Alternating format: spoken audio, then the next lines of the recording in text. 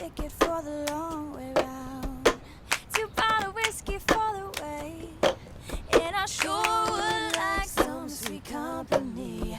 I'm leaving tomorrow, what you say? Shalom, bienvenue dans ce BibMug 3. La fois dernière, nous avons vu comment la Vierge Marie représente pour Jésus la femme par excellence. Cela n'empêche pas le Christ d'aimer profondément d'autres femmes. Il se montre même particulièrement audacieux puisqu'il accepte qu'un groupe de femmes se constitue autour de lui, l'accompagne et lui accorde une attention toute féminine. Oui, l'homme Jésus apprécie la présence des femmes. Son comportement devient incompréhensible et même scandaleux pour les hommes de son temps lorsqu'il se laisse approcher par des femmes de mauvaise vie, en particulier celles qui en sont réduites à se prostituer. Sainte Marie-Madeleine représente le type même de ces femmes dont la dignité est bafouée par le plus vieux métier du monde qui contrevient dramatiquement au dessein de Dieu sur la femme. Grâce à son regard dénué de toute convoitise, Jésus réveille en elle la capacité d'aimer en vérité et change sa vie de façon radicale. Il ne se positionne jamais en accusateur. Au contraire, alors qu'on lui amène une femme prise en flagrant délit d'adultère, il renvoie les pharisiens à leur propre faute. Que celui d'entre vous qui est sans péché jette le premier la pierre. Dans cette affaire, seule la femme est accusée. C'est curieux, à ma connaissance, l'adultère se commet à 2. Où donc est l'homme coupable que la loi de Moïse prescrit aussi de juger? La partialité de l'homme se trouve ici démasquée. Jésus ne se laisse pas embarquer dans cette attitude injuste et machiste, selon laquelle la faute revient à la femme. À l'inverse, il a le génie de réveiller en elle la capacité d'aimer qui la caractérise. Va, et désormais ne pêche plus.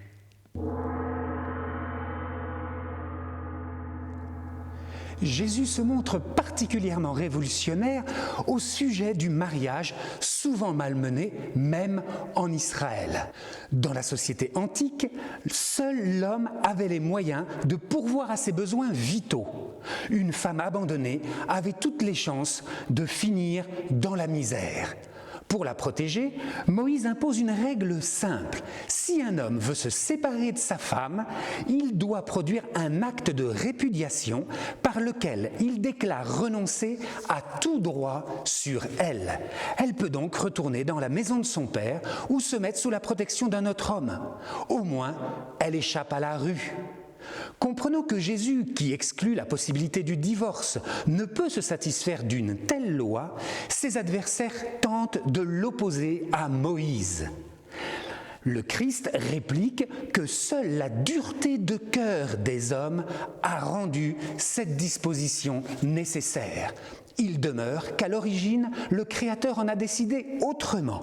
En effet, l'homme quitte son père et sa mère et s'attache à sa femme, et tous deux ne font qu'une seule chair. Jésus ajoute, ils ne sont plus 2, mais 1. Donc, ce que Dieu a uni, que l'homme ne le sépare pas. Là encore, le Christ prend la défense des femmes trop souvent à la merci des caprices de l'homme. Il rappelle que le mariage implique un engagement fidèle d'amour à l'image de l'amour dont Dieu nous aime.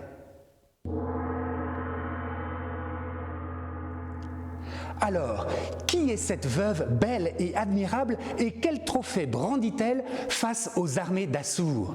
Judith, bien sûr, qui, selon le livre qui porte son nom, sauve Israël des armées conduites par Holoferne.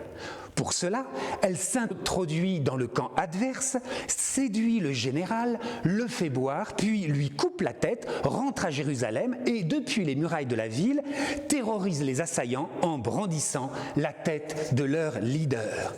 Judith est regardée par Israël comme une héroïne nationale et pour les chrétiens comme une préfiguration de Marie qui écrase la tête de Satan, chef de nos ennemis.